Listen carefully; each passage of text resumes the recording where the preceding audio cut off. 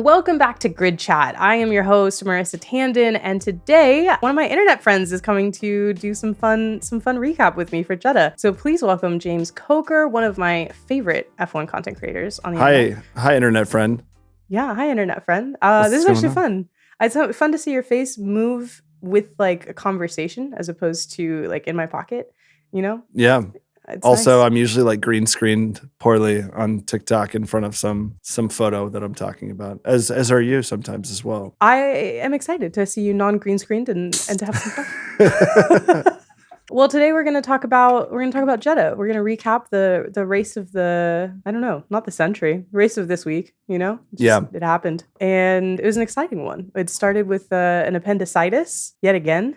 Yeah. Do you know about the appendicitis timeline theory of everything that's ruptured since Alex Albon's appendicitis? Well, I know about the Alex Albon, but I didn't know it was a proper curse. So please clue me in. Alex Albon's appendicitis ruptured at Monza in 2021. Or I guess not ruptured, needed to be taken out. Sure. I guess the rupturing is the bad part, right? He can't race at Monza in 2021.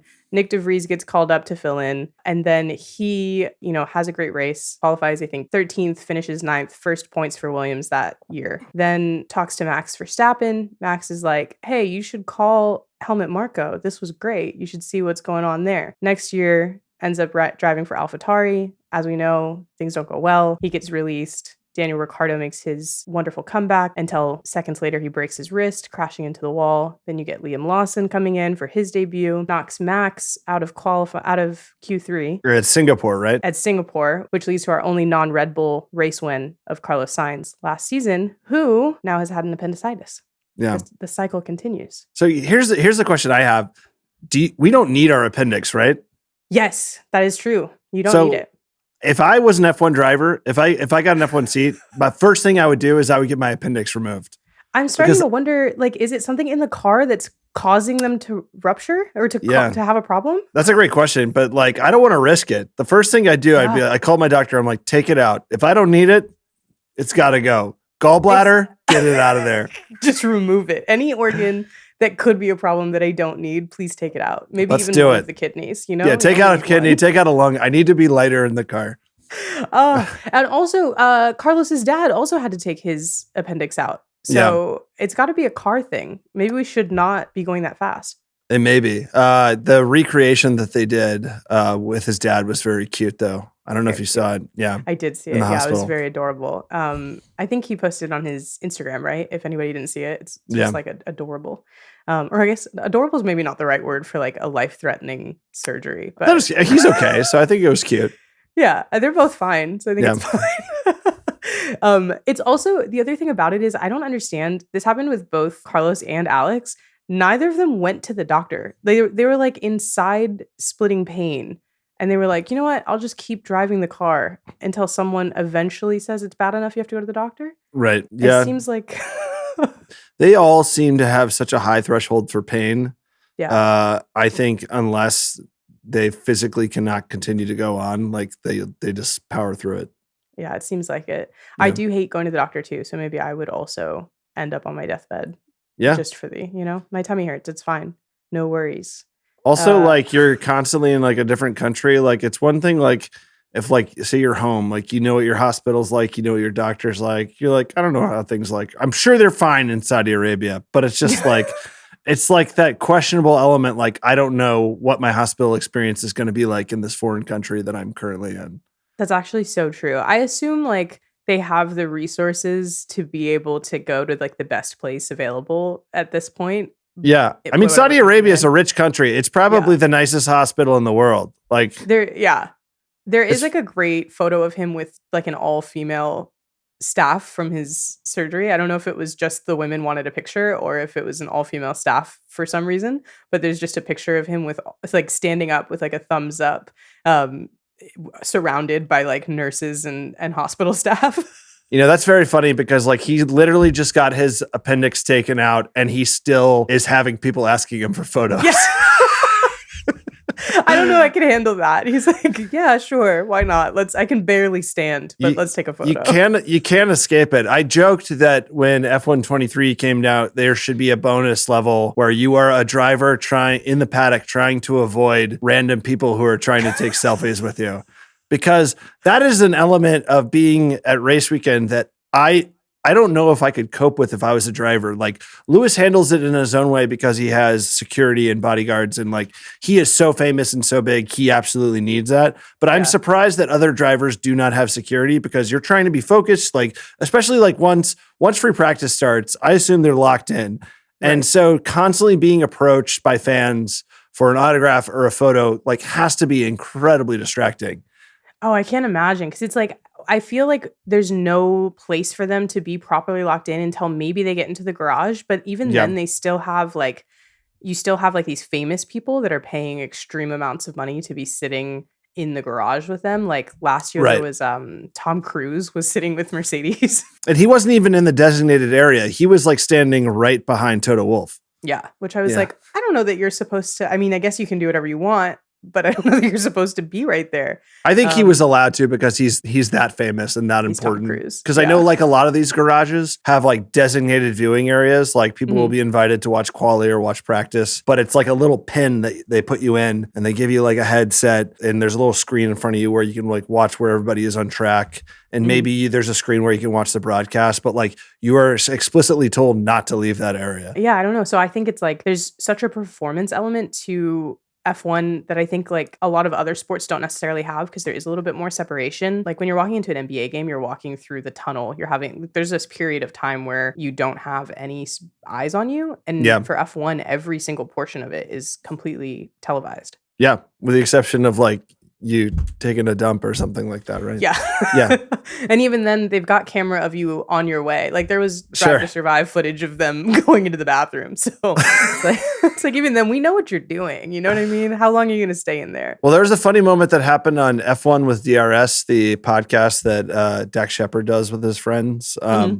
They went to I think the Canadian Grand Prix and they just brought audio equipment. They didn't bring cameras and they were trying to interview drivers and they saw Nick DeVries go into a bathroom and they're like, oh, we'll post up out here and wait for him to come out. No. And then we'll interview him real quick when he comes out. But he was in there for 20 minutes.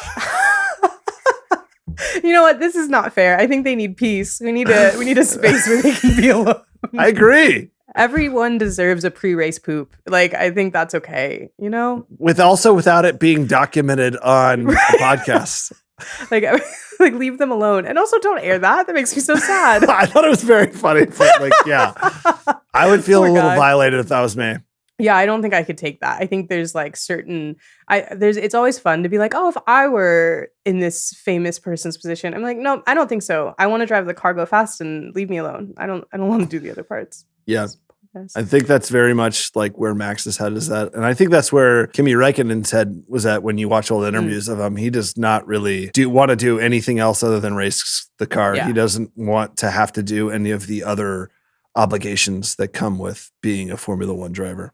Yeah. Do you feel like, I think a lot of it has shifted too in the last couple of years because with Liberty Media taking over and the kind of angle of who they're trying to attract has changed. So there's a little bit more kind of fanfare, and I think the paddock has gotten a little bit crazier. And we saw like last week at Bahrain with Charles getting pretty much like mobbed by fans at the paddock. It's really shifted to an extreme degree, and I wonder for a lot of these guys that have been in it since before that shift, how they're kind of dealing with that change. I think there should be new protocols put in place to protect the drivers because when they're there, they're trying to be focused. And I think the majority of the drivers should have some sort of security with them to keep that from happening. Like, I don't know if you saw this photo. There was some race where one of the Ferraris like crashed out in like a practice session. Okay.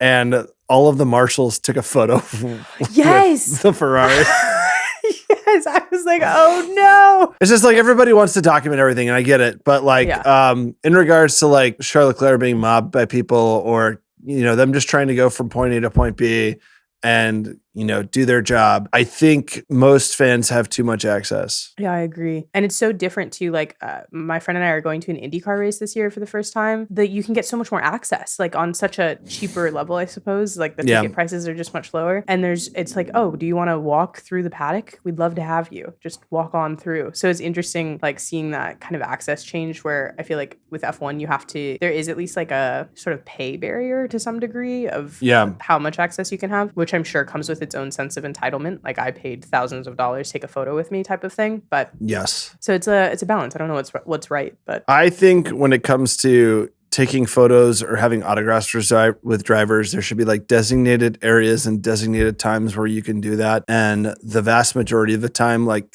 they should be left alone. Yeah.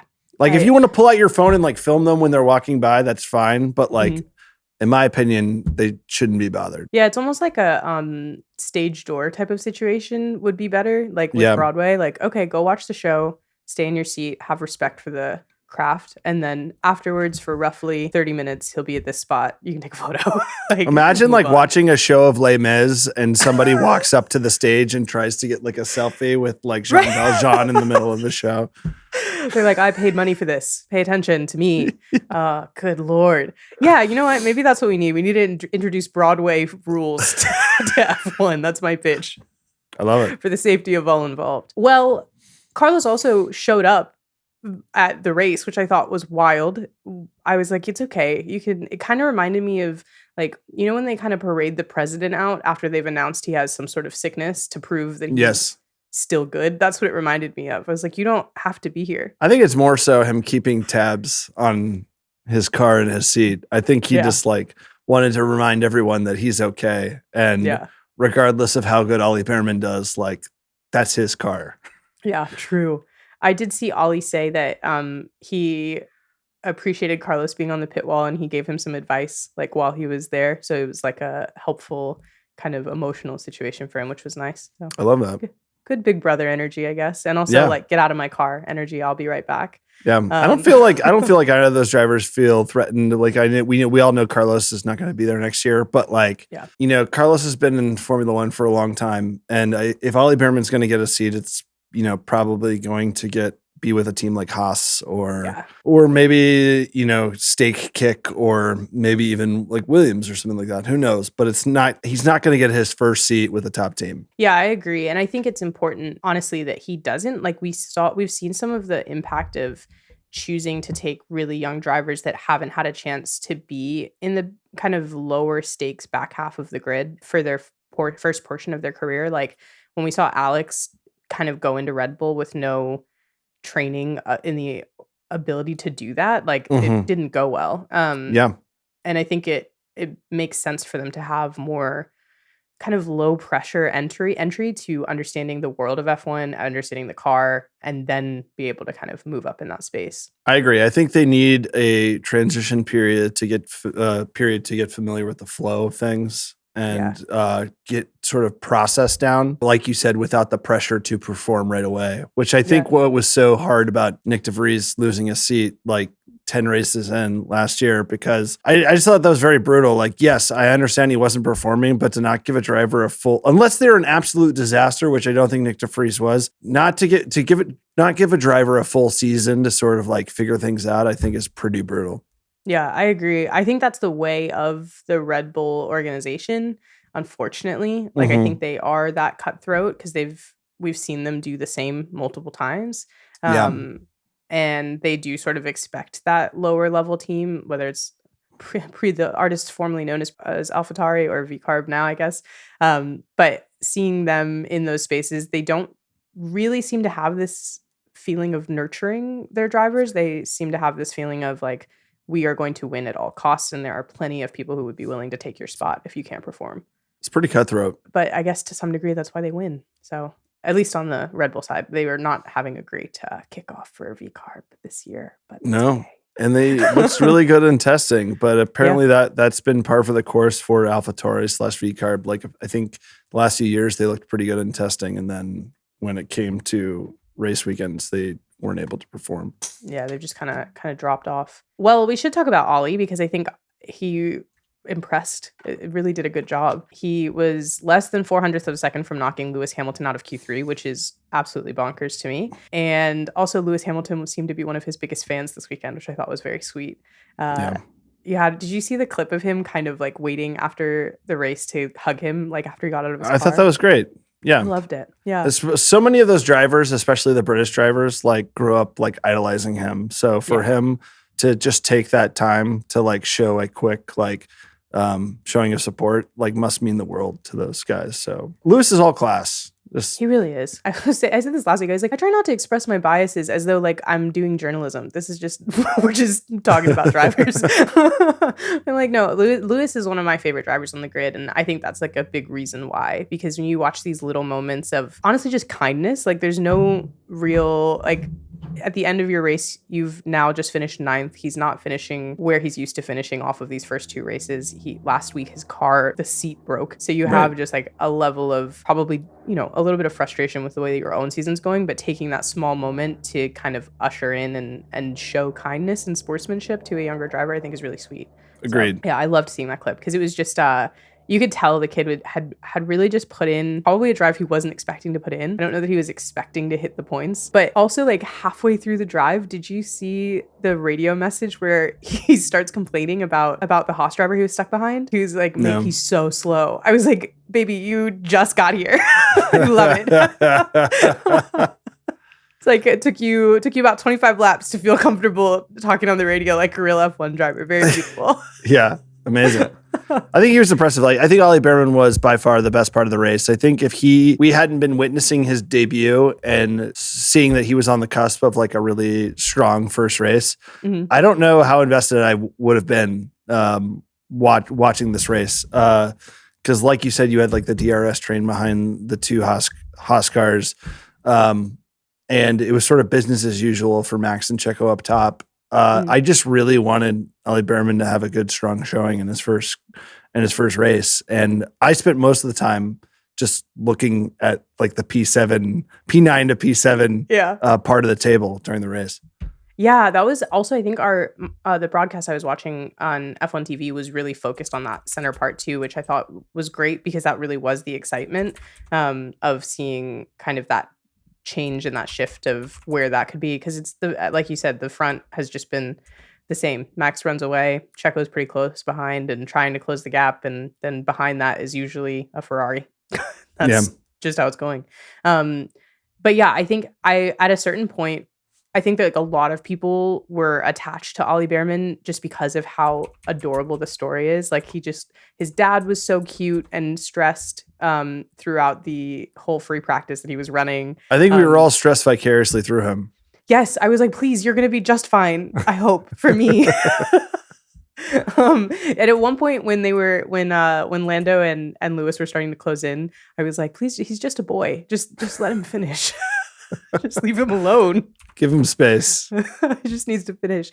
And then the last I thought was cool was if you listen to him talk about kind of like the differences between F2 and F1, one of the things that a lot of people have been talking about and commentators have been talking about is that F2, you're not worried about the car to the same degree. Mm-hmm. So it seems like he was able to, maybe just by nature of how fast it happened, he had no chance to get scared. Yeah. He didn't seem worried about, like, he wasn't over hesitant, which you would expect someone jumping into an F1 car for the first time to be a little worried about crashing, or he was making like bold moves throughout the whole drive. It also is such a faster car. I think, I forget what the pace is, but the pace between an F1 and an F2 car is very significant. And to only have one practice session under his belt before a race, it was just very impressive. And I think this goes into one of the points that you briefed me on before we had this conversation, is like how there are so many talented young drivers who deserve an opportunity to drive in Formula One right now. But there's this bottleneck that happens where many of them will never even get an opportunity to prove themselves. You have young drivers like Liam Lawson, who got to,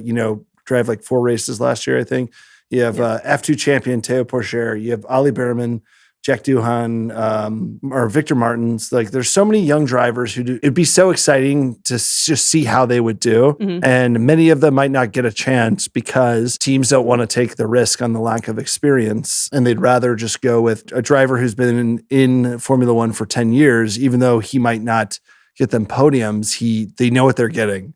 Yeah. And there is an unknown that happens with having rookie drivers. And we saw that happen with Haas when they had Mick Schumacher and Nikita Mazepin. And that was a disaster for them. Yeah, it really was. Yeah, I think it's a good point. It's like this balance of trying to figure out, do we take someone who has the experience that can also give a benefit beyond just podiums, which is helping develop the car, being able to give, like, having the experience to give that kind of feedback and that additional kind of just like the certainty in the expectations. Like, maybe we're not going to be winning, but we are going to finish. We are not going to crash the car every week. We're going to have, so it's a little bit of a balance there. But then on the flip side, you see, I think a lot of that worry about younger drivers is part of what happened at Mercedes with Lewis, when you have Toto saying basically, I didn't want to confirm an additional year with Lewis because I don't want to lose Kimi Antonelli, who hasn't proven himself yet, who's kind of hitting that F2 spot right now, and we're gonna see what he can do. Right. So I think there's just like this balance that is affecting the way choices are being made. And we've got 13 seats opening at the end of this year. So it'll be interesting to see, do we go young? Do we go safe? Silly season was so boring last year. And I think it is going to be incredibly wild this season. And I cannot wait because it's very exciting. Yeah. Last thing on Ollie, did you see, just to your point about how much faster the car is, his headrest, the kind of left-hand side where the Ray-Bans logo is on the Ferrari side was completely dented in because he was hitting so much higher G-forces without the same neck training. Oh, wow. So it was really impressive to see the fact that he was able to keep the car on the track, to be honest, because you can see this like visible dent where his the kind of helmet was going in at each turn. I didn't see that. That's wild. Yeah, it was really cool. I'll send you the picture after. It was wild. But yeah, so I think impressive drive from him. I think it'll definitely make people think about potentially opening what I think makes sense in my complete knowledge as a F1 person. Is on some of these younger teams some of these lower level teams having an older driver and a younger driver, and having that older driver be able to do the parts that you're worried about and the younger driver kind of be able to be trained. I think it's specifically for like a team like Haas and then like a team like Williams, like they should have an experienced driver and a young up and coming driver. I know Haas, when they decided to go back to Nico and Kevin Magnussen, that very much was like a knee jerk reaction to having such a bad experience, having two rookie drivers. But I think it makes a lot more sense for Haas to like keep either Nico or K-Mag and then have that other seat be for a younger driver.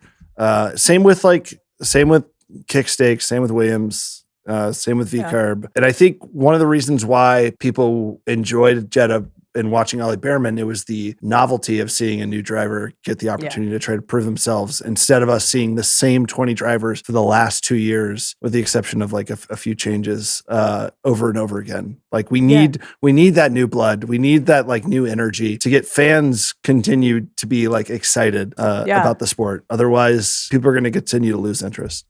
Yeah, and I think it's kind of that same thing that it's similar to like Max's complaint about sprint races. Once you watch who wins the sprint race, you know who's going to win the next race, in his opinion. It's similar here because the last 2 years we have the same driver lineup and nobody moved. So everyone sort of expects the same out of what we got last year. You kind of understand where everyone ends up, you know where to watch, and you know Max is going to win. So yeah, I think you're right. I think the excitement of this race came from something just like fresh blood, something new. 100%. Yeah, and Ollie is also the reserve driver for Haas, so it'll be interesting. I think he probably, if he does end up somewhere, it would be at Haas next year. That would make sense. Yeah. There's also like the Ferrari connection because they, I believe, provide the power units to Haas. I think you're correct. Yes, I believe. And Ollie is a Ferrari driver, Academy driver as well. So it'll be cool. It'll be cool to see. Yeah. Hopefully he wins. Hopefully he gets it. I hope so too. I'm his new biggest fan. If Ollie has no fans, I am no longer here. Yeah. I never get that meme right. It's like if you have 2 fans, I don't know. If you have 100 fans, I'm one of them or something. You know what I'm talking about? Yes, I know what you're talking about, but I don't remember how to say it exactly. That's okay. I'm not youthful enough to remember. It's a meme that's beyond my time. Then I think the other big kind of there's 2 other big excitements of this race, but one of them was the penalties, which were a little wild. Lando didn't get his penalty for a jump start, which was, I don't know if you saw that when it starts at the race. It was reported, but basically the argument is that he did in fact do a jump start, but our transponder didn't register it, so therefore no penalty.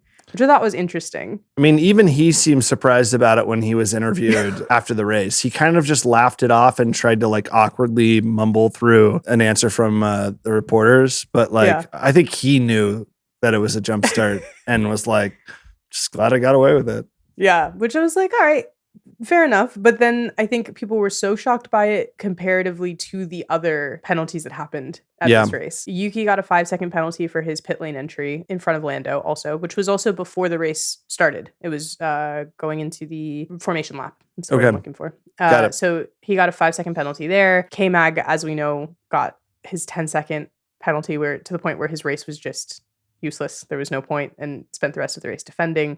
And then the one that is kind of shocking is Checo is now 4 points away from an automatic 1-race suspension. So he's only 2 races in. That's wild. So do the penalties carry over from previous years? So yeah, the penalty points are basically like a rolling 12 months. So any driver who receives 12 points in 12 months receives an automatic 1-race ban. So I'm not actually sure where Checo's kind of reset will be to the point where it gets a little bit less stressful moving forward, but it's right towards now, the end of the season, it looks like. So his penalty points started at Singapore, then at Suzuka. He had 4 points at Suzuka and then 2 points at Abu Dhabi. So it's towards he needs to be pretty careful. Yeah, it's going to be a tight. He's given a little Draymond Green energy for But yeah, I think it's it's such a stressful point to be at to race for the rest of his season, because basically any step out of line, he's out for a race. Yeah. Oh, it's rough. Yeah, Singapore Grand Prix, 1 point for a collision with Albon. And then in Japan, overtook Fernando Alonso under safety car, 2 points. Collision with K-Mag at Suzuka, 2 points. And then Abu Dhabi, collision with Lando Norris, 2 points. Good Lord. And so that's really the rest of the season that he's going to be. It'll be interesting to see if we end up with no Checo for a race. Yeah. And who ends up in that seat? We've got another, that's the appendix timeline, man. We've ripped a hole. Maybe that'll be more exciting though. I would like to see, I think if Checo's out, it would be Liam in a Red Bull for a race. Or would they promote one of the V-carb drivers and Liam drives the V-carb? That could be the case as well, I would think. That would make more sense to me, but I don't really know. As not team principals here, we're willing to take control of a team if you guys want us to. You just give a call. We can't guarantee results. We can guarantee probably failure, a couple crashes, but fun. We can guarantee vibes. I'll tell you that. Yeah. I think it'll be interesting though, because this season might be most of the excitement coming from these kind of moments where we do get to see the younger drivers come in, or we do get to see some things get kind of shifted around. Because I think unfortunately 2 races in, we're sort of like, okay, we're going to see Red Bull do Red Bull's thing. Going to see probably Ferrari take second unless Mercedes can get their life together. And McLaren will be, I think the battle is really going to be McLaren and Mercedes for third. Yeah, that's what it seems like. Yeah. But we're only 2 races in. We'll see what happens. Aston Martin was looking so good at the beginning of last season, and then just had the free fall. Apart. Yeah. Good Lord. Yeah. Poor guys. I will say, watching last season's Drive to Survive, or this most recent season of Drive to Survive, which was last season, the introduction for Aston Martin is like an episode of Succession. Like it 100%. Starts out. Yeah. I was like, did I turn on the wrong show? I love Succession, but I didn't know they made car version. It was intentional for sure. The music they chose, I think they were even doing some like of the zoom ins that you saw on Succession. Like it was very intentional. Yeah. And you even have like the radio of them being like, he's landing in 30 seconds. Bring him in before. Blah, blah, blah. Yeah. So it very much feels like the opening of an episode with Logan. So I mean, I enjoyed it, to be fair, but I don't know how everyone felt about being portrayed in that way. I just want to see Lawrence Stroll say, "I love you, but you are not serious people." I would love to see it. Unfortunately, you know what? Not unfortunately, actually, greatly. I have to be honest with you. Lawrence and Lance get so much flack, and I really think that they really Lawrence really seems to care for Lance in a genuinely fatherly way. Yeah. Despite his he's a business guy, he's doing his thing. But I think I do get the vibe that, as opposed to the Logan version of that family, I do get the vibe that he actually just wants his kid to do his thing. I mean, he loves his kid enough that he bought a Formula One team so his kid could race. So So, you know, the love's definitely there for sure. it's cute. Adorbs. Speaking of Lance, poor guy crashed into the wall. Yeah. And when I put out the question on Instagram of what people had questions about this week, nobody really had any questions about facts. They just wanted to know how sad we were that Lance crashed into the wall. So for the Instagram fans, James, how sad were you that Lance crashed into the wall? I never want to see anybody crash. Like, I feel like people who don't watch motorsport are like, oh yeah, you must love it when you see a crash, but I never want to see anybody like crash out. I want everybody to have the opportunity to have a good, clean race and finish. So yeah, I felt bad. I do question, like, you know, there are a lot of Lance Stroll haters out there, and I have never hated Lance Stroll. I feel like he has defied sort of what the expectations you would have for like a billionaire son. Like, he has every right to be a monster, and he isn't. He doesn't seem like a terribly bad person, but I do wonder if the love is still there. I wonder if he still has I wonder if he still actually wants to be there sometimes. Yeah. I do wonder also, like, the same way we've talked about the changes in fandom of F1 and the expectations of being on camera and sort of like the expectations of the fans. I do wonder if similarly for Lance, like, he really did love racing, and I don't know, maybe he really still does, but how much of it is that frustration of all of the hate no matter what? Because I wouldn't say that Lance is so much worse than other people on the grid. I agree. I'd say Lance Stroll 100% is good enough to be a driver in Formula One, regardless of his relationship with his father, who owns the team. I don't know if Lance Stroll is good enough to keep his seat more than 1 or 2 seasons in Formula One. Yeah. Without the current situation and setup and dynamic with that team. I will say though, he has in his career 3 podiums. Mm-hmm.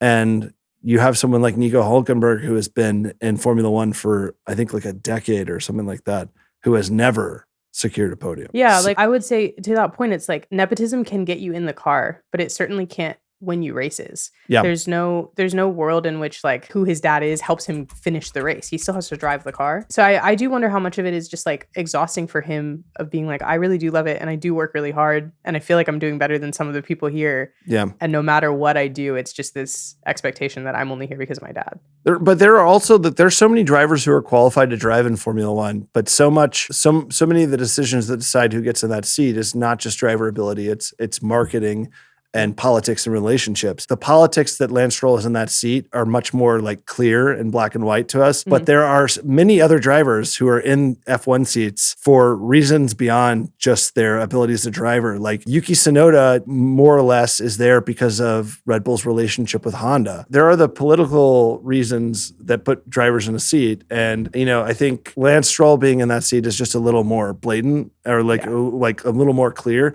than some of the other ones. Yeah. Like, I'm sure Zhou Guan Yu being in the seated state kick has to do something with, he is from China and that's a huge market. And like, they want that part of the world watching races and they want that part of the world to be a fan of that team. And so I think there's something there as well. Yeah, I agree. I think we've kind of like talked about these older drivers staying in the way of younger drivers too, but there are less understandable or less obvious, I guess, political reasons why everybody stays in. You've got the same thing with Logan in Williams. They're trying to get into that American market. They're trying to bring more people from that space. And also, like, when I was at COTA, like, I saw so many Logan ads and I was like, oh, how interesting. I haven't seen an ad with Logan on it anywhere except for in this state when we're in Texas, which makes sense. So yeah, I think it's just like you're right. It's like it's so much easier to point out why Lance is here versus why Yuki's here. Why Daniel Ricciardo's staying.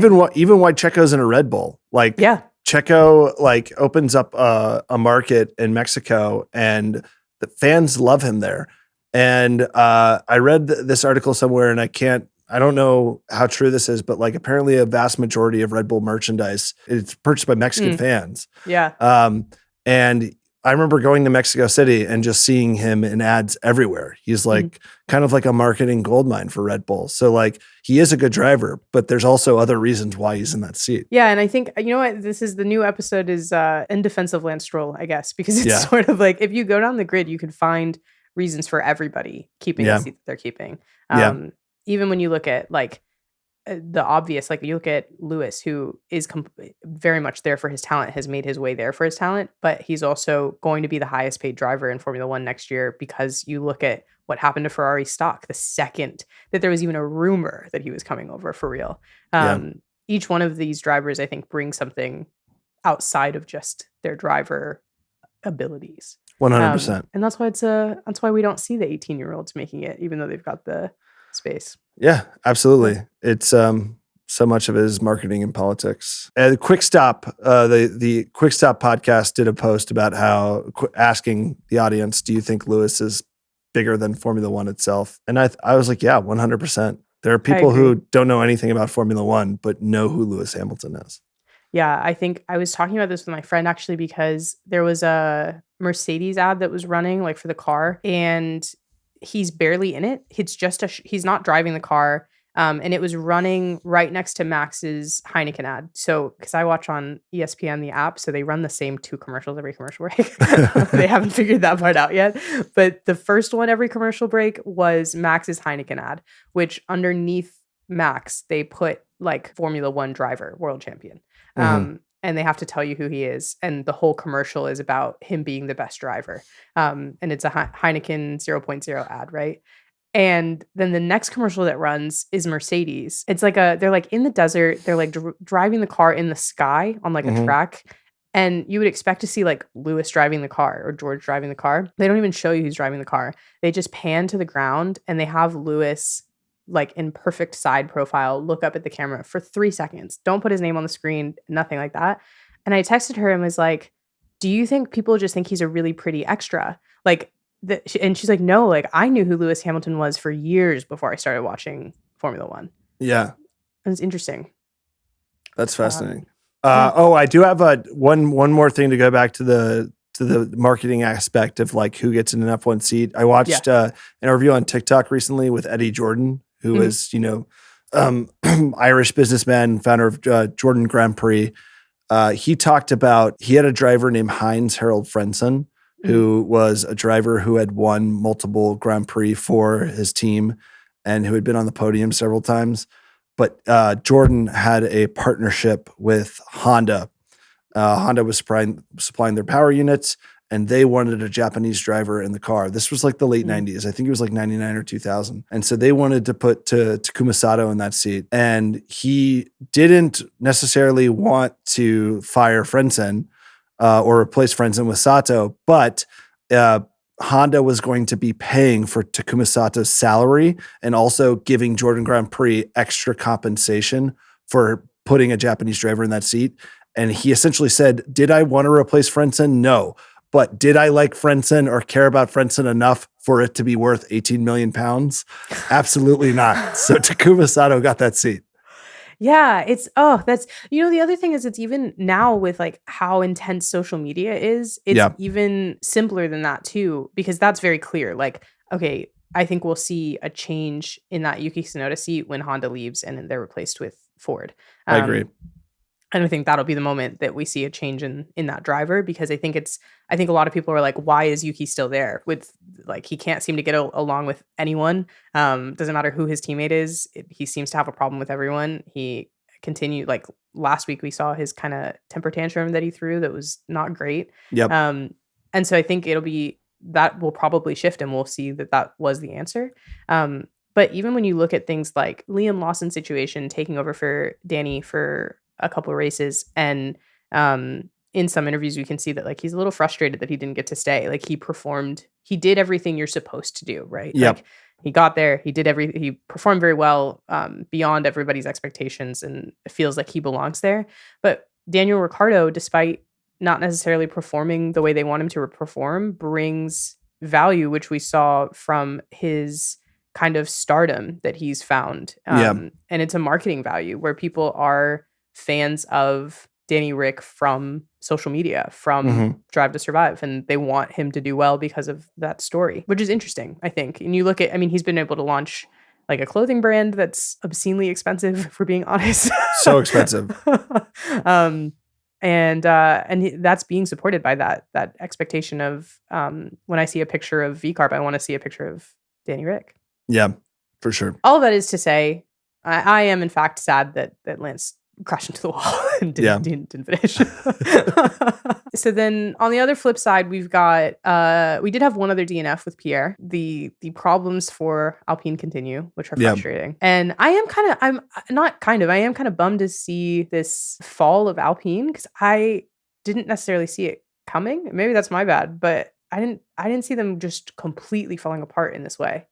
Well, they said in the offseason that their power unit was far behind the other teams that were producing power units. So I think they were in a way forecasting that they were going to be a little bit behind. But even if you go back to last season, in the middle of last season when Otmar was replaced, I don't think Alpine's performance was Otmar's fault. And this is just me from a fan perspective. I could be wrong, but I think like Alpine Renault from like an organization top down, like is kind of a mess. And I think it just slowly was starting to reveal itself with the performance of the Formula One team. And now we're really seeing it this year and how far behind they are. And I feel terrible for Pierre Gasly and Esteban Ocon because they're both good drivers and they're both, I don't know if either of them are good enough to be world champions. I'm not expert enough to make that criticism, but like, I do feel like they're both competitive drivers.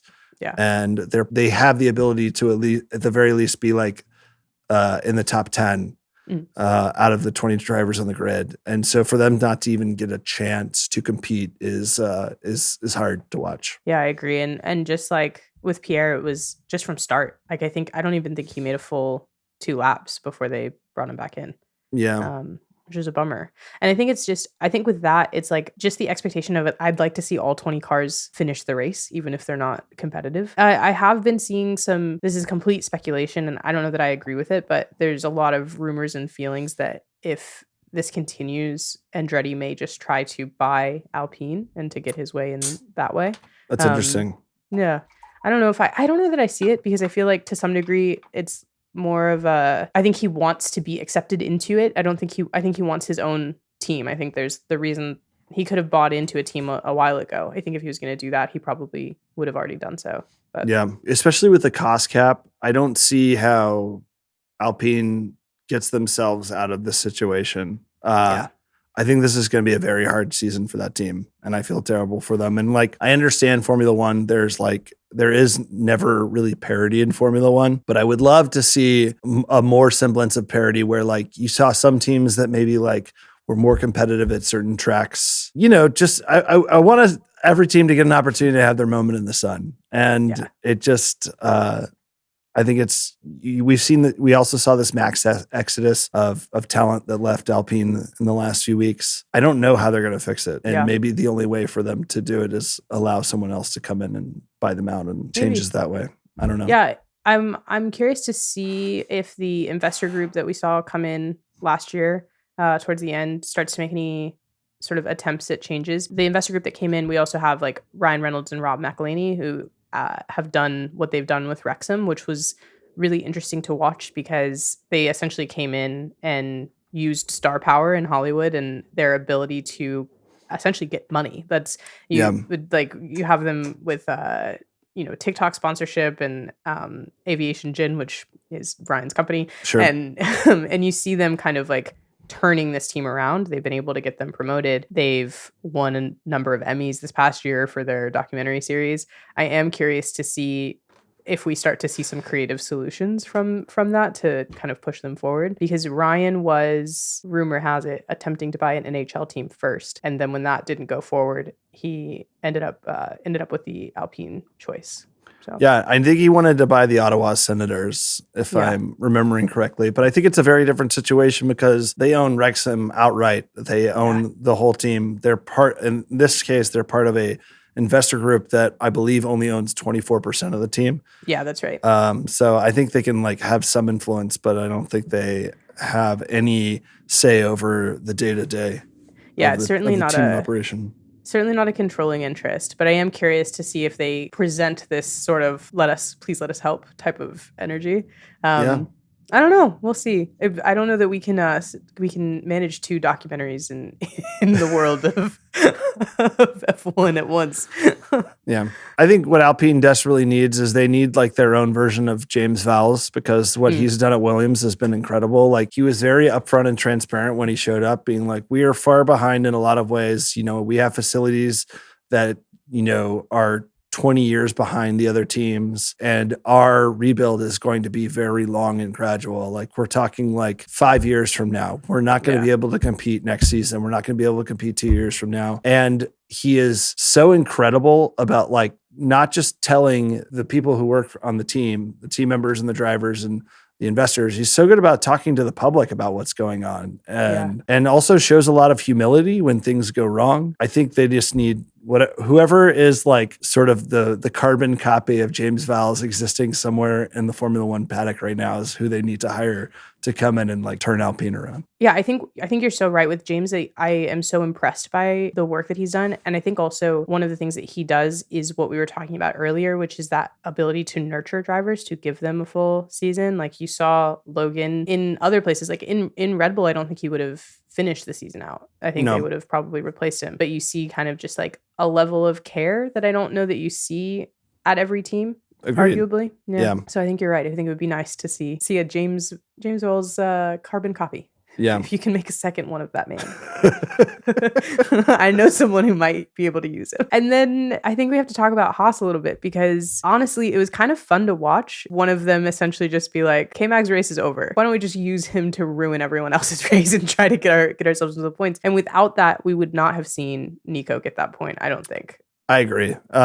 You know, I think we rarely, yes, we have team orders in Formula One, but we rarely see two cars really drive as a team the way they did. And I know historically you have competitive teams in Formula One who clearly have a number one driver and a number two driver. And that number two driver is supposed to act as a rear gunner and do exactly what K-Mag did for Nico and block other cars, or at least slow down other cars from overtaking the number one driver. So it was cool to see that happen, because I feel like we rarely see that happen in Formula One today, because so many of the teams don't have a clear number one and number two.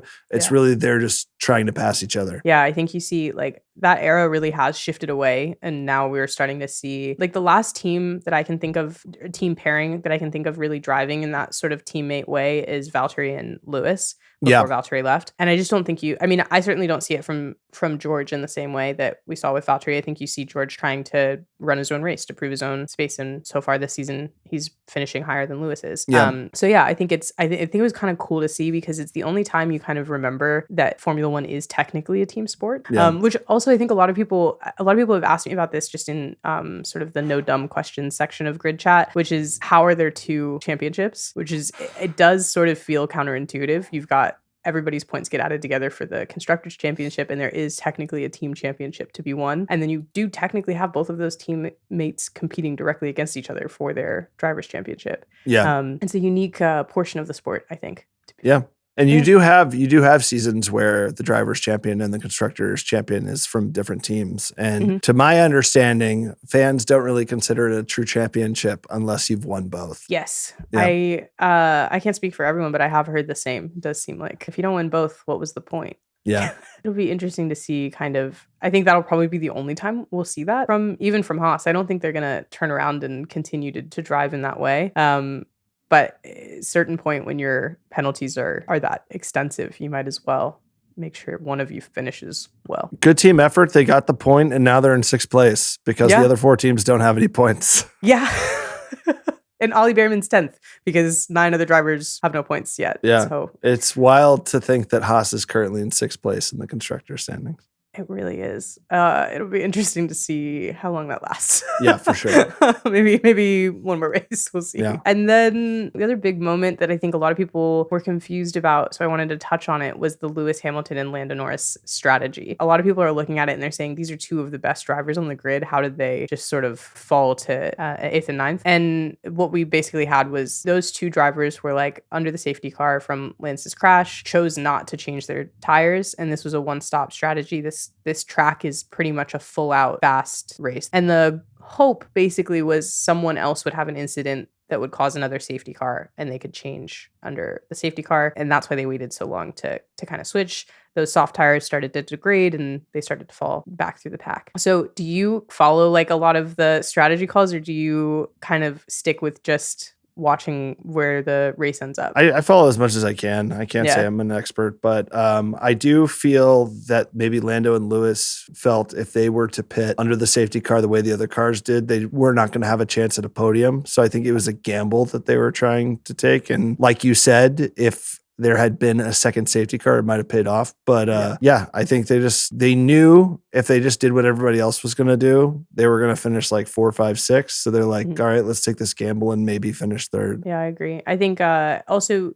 there seemed like there was a little bit of like a stack up in the pit as well. So if they had tried to switch both tire, like it seemed like it was a split, like we talked about with the team strategy as well. Leave Lando and Lewis out, change George and Oscar's tires, see if we can get on the podium in one version of or the other. But it is interesting. I do think like sometimes in Formula One, you have this strategy call that's basically like, hopefully someone else crashes or someone else has something go wrong, and that will be successful to us. And it's a little bit of it's a big gamble on hoping that something goes wrong, basically. I think it made some sense specifically to the Jeddah circuit, because I believe the Jeddah circuit has like 27 turns when some of the other circuits have like, I don't know, like a dozen. So like 13, 14. Yeah. So I think they were like, because there's so many turns on this track, there is a good chance that someone else will crash. So let's go for it. But I don't know. I could be wrong.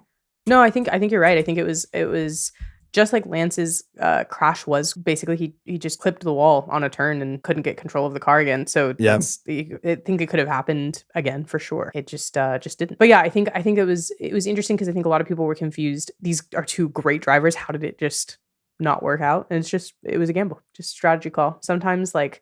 I saw someone explain this where they said like in F1 you're driving to the limits of the car. So I would say it is a team sport beyond just the two drivers. It's also a team sport to the everyone in the paddock and everyone in the garage and making those choices. And so I think like there's so many people watching all of the data on the screen of the fastest lap, everyone's pace, figuring out exactly if you make this little change or you need to go this much faster in order to catch by lap 15 or all these different choices. And so there's so much data that we don't see. So when we see these decisions of let's keep them out for now, it's hundreds of numbers that we don't know that what they're running, the odds. They're also running hundreds of simulations. Yeah. Like they're like, okay, like we think that like our tire is going to last this many more laps at this pace, et cetera, et cetera. But just to talk on strategy real quick, if anybody listening, if you don't follow Ruth Buscombe, who's the former head of strategy for Alfa Romeo, you have to, because especially during race weekend, she does these stories on Instagram explaining the different tire strategies specifically for each circuit, and they're absolutely fascinating. I actually found her because you repost her on the race weekends, and I think she's so cool. Yeah, highly recommend, because there's just so much that goes into it that is just not possible to follow if you don't follow someone who knows what they're talking about. Yeah. Because I'm like, the tires, they change. They've got different kinds. And eventually tire no good. That's what I know. But yeah, so then I think really just in the only other thing we have is Danny Rick's comeback, which is not, I don't think, going where he hoped it would. Last week was a bummer. This week was a bummer. Do you think we see him coming out of his bummer status, or do you think he kind of might be? A lot of fans that I've talked to feel like that he's lost his mojo. And, I hope that's not the case, but,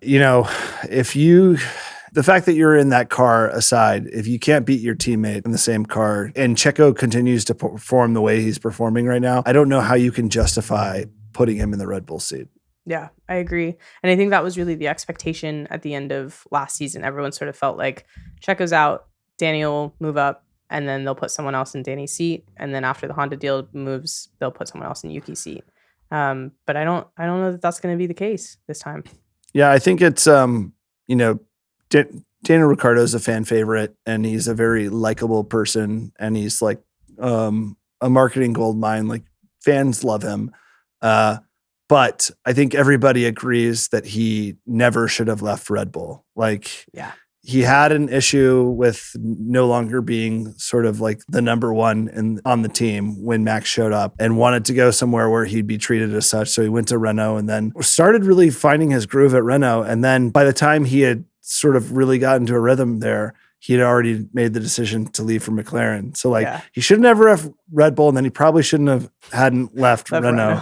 Yeah. And then McLaren, with the exception of the win at Monza, was just a bad experience for him. And I'm sure he wishes he had never left Red Bull. And it'd be a cool like storybook ending for him to come back and be in that Red Bull seat and like finish second in the World Drivers' Championship. And again, I'm not an expert on this, but like I don't see that happening right now. I don't either. I have to actually say that last week my prediction was wrong, which was that I thought Danny was on his way to a comeback season, and I don't think so. I think still early in the season though, so we'll see.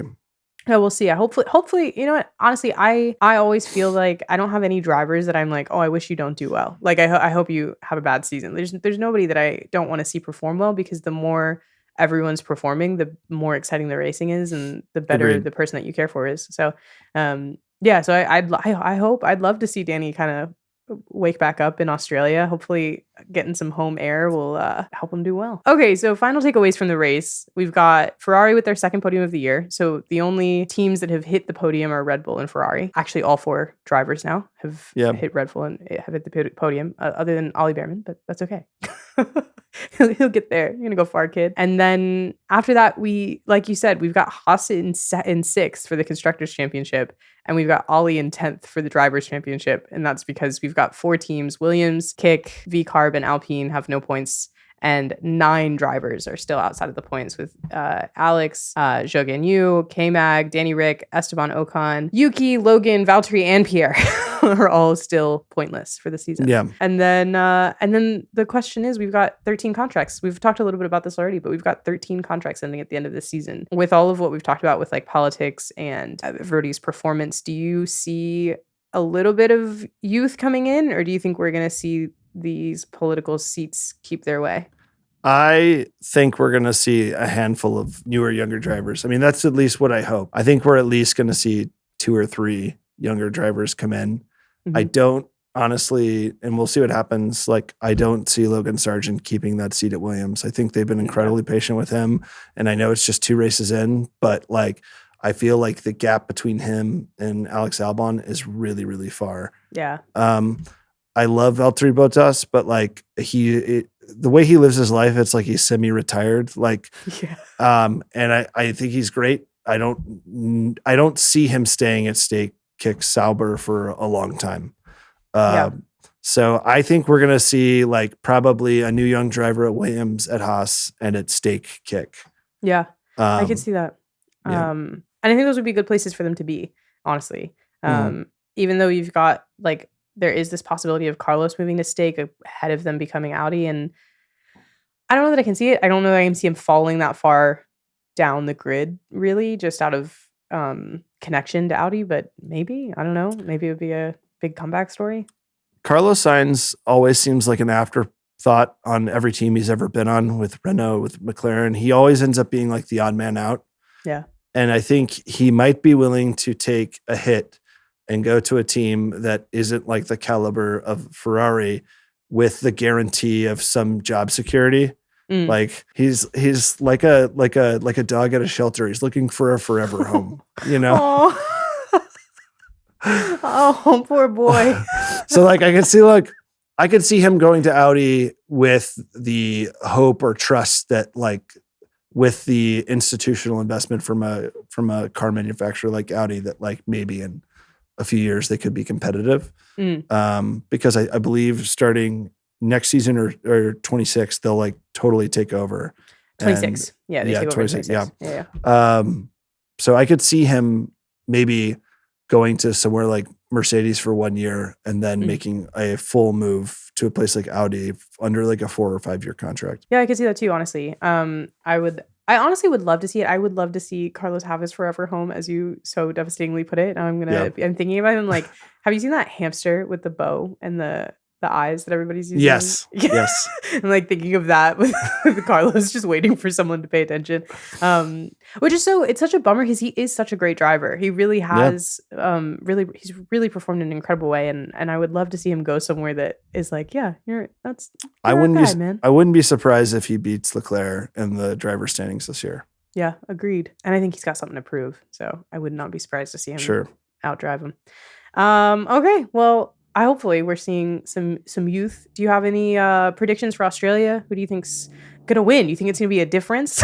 No, I think we're gonna see Max 1, Checo 2, and one of the Ferraris P3. Like I don't foresee there being any surprises. I think we've seen just from the first 2 races, like McLaren, Mercedes, and Aston Martin don't seem to have the ability to be competitive. Clearly with RB, but also like with Ferrari. Ferrari, I think is going to live on a P2 island this year. Yeah, and it's going to be McLaren and Mercedes duking it out for 3rd place. Yeah, I was so optimistic last week. I was like, oh, I think we'll see another car take pole because they've got, a faster single lap. I was really trying to gaslight myself into thinking we were going to have a bigger gap this season. But I think you're right. I think the front of the field is just going to kind of be what it's going to be. And that's that. Other than like a crash. I'm interested to see how the sport is going to continue to maintain interest in an audience. Yeah. If we're just going to see variations of the same race at every circuit. Yeah. Yeah, I am hopeful. Like, I do think they've gotten a little bit better this season at how to like show you the race and to focus more on the midfield as opposed to focusing on the front of the race, because last season I felt like we spent a lot of time watching Max drive around in circles by himself. Yeah. And this time I think we're seeing more footage of like the 7, 8, 9, this run of this past race with Ollie and Lando and Lewis. And so I hopefully like we'll still get to see the excitement of the midfield race and just sort of pretend that the podium doesn't matter.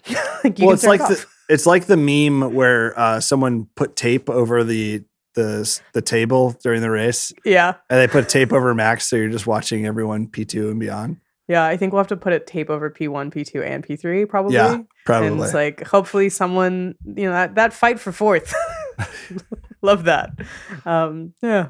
Before we move on, I got to ask you, Verstappen is on pace to be maybe the best driver ever in Formula One, just considering like how dominant he is. Like we know the Red Bull is that much better of a car than the other cars, but we see the gap between him and Checo and how much of his dominance also comes down to his skill as a driver. Yeah.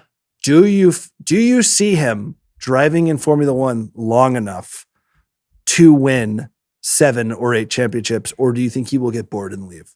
This is such a good question because I believe Max was actually asked this weekend. Like if he wants to hit 7, and he basically was like, I'm pretty happy with what I've done already. Right. And I think it's kind of like, I get into this argument all the time when it comes to basketball, which is, can you compare the greatest of all time of Michael Jordan to LeBron James? Absolutely not. Argument. You can't, because it's 2 different leagues. Like, so it's so hard to say, like, when you compare Lewis's career to Max's career and you try to say one of them is better than the other, it's just 2 completely different situations. Like, Lewis was competing against a completely different field in completely different cars.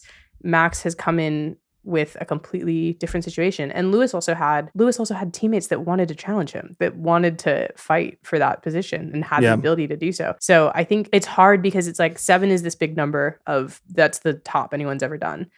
Lewis is still fighting for his 8th. Personally, just for the story and because I love Lewis, I would love to see him get his 8th at Ferrari before he retires. I agree. The only way I could see Max staying long enough to do 7, right, is if he ends up moving from Red Bull to a team that then becomes more challenging for him.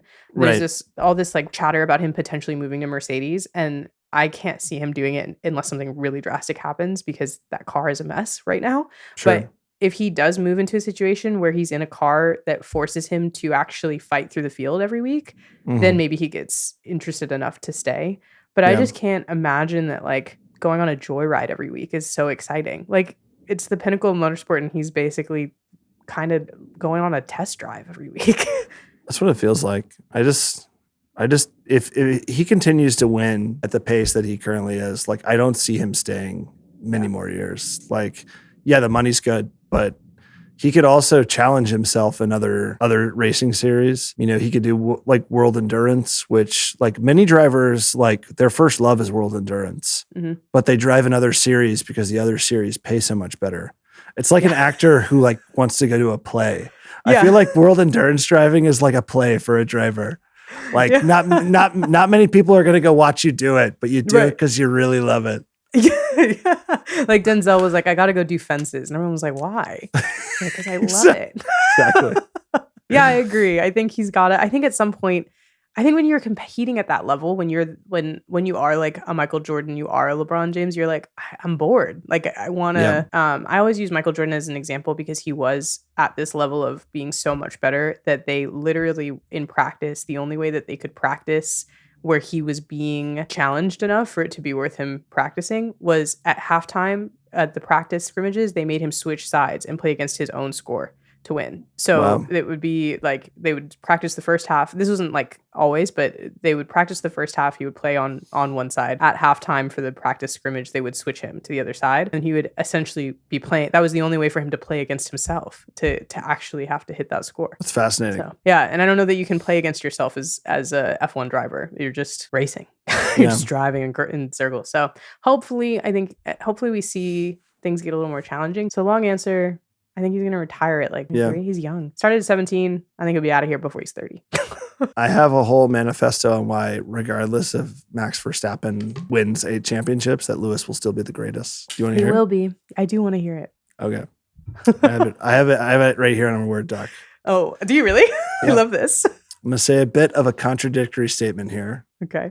If Max Verstappen chooses to have a long career, he may go down as the best Formula One driver of all time. But Sir Lewis Hamilton will always be the greatest. He isn't just tied for the most championships in Formula One history. What he's done off the track is just as, if not more impressive. Initiatives like the Hamilton Commission, set up to increase representation of Black people in UK motorsport, Mission 44, charitable foundation that supports and empowers young people from undeserved communities, and numerous charitable donations. While Willie T. Ribbs was the first Black man to test a Formula One car back in 1986, Sir Lewis Hamilton was the first and remains the only Black driver to race in the series. He continues to defy convention as his influence and notoriety goes beyond the racetrack, a force in the world of philanthropy, art, and fashion, where he uses the world as his runway and goes out of his way to support young, emerging fashion designers. While other drivers such as Schumacher, Senna, Vettel, Prost, and eventually Max will always maintain residence in the GOAT conversation, it is Sir Lewis who deserves to be considered the greatest. That was so good. I really agree. I think I've talked about this before too, but I think so much of this Mercedes move was the fact that Lewis is focused on making change in the sport. Yeah. Which I think Max is focused on being a great driver. I think Lewis is focused on making F1 a place for other people to have great careers and feel safe and have a good space. Like we talked about, there's like not necessarily so much kindness in this sport or thought of everyone else. And I think Lewis, the reason why so many people love him, even if you aren't a Mercedes fan, even if you're a fan of another team, I think everybody has like a soft spot for Lewis in their heart because Lewis wants this to be more than a sport. He wants everyone to feel. Yeah. It was also like a brilliant marketing move on his part. And also Ferrari made it very clear that they wanted him more than Mercedes wanted him. Yeah, they offered him more money. They offered him more years. They offered him a role as an ambassador. They made commitments to his many different like charitable foundations and initiatives. Like they were willing to like with their checkbook show him how much they wanted him. Yep. And I think it shows you how much other professional drivers are F1 fans and Lewis Hamilton fans, because when that news broke, I saw so many drivers who drive an IndyCar, who drive a World Endurance Championship, who drive in Formula E, posting about it. Yeah. Like they were posting it as fans and they are professional drivers. Like it shook the world. It was incredible. Well, yeah, this has been great. We had a lot of fun with you talking about Cheddar. If you're listening, come back later this week. We're going to talk a little bit about James's experience as a content creator, his experience being behind the scenes at the paddock, making content with drivers, and some other very exciting information about James's very cool career. So there'll be another episode just talking about James, just talking about how cool James is. It's not going to be very long because I'm not very cool, but thank you.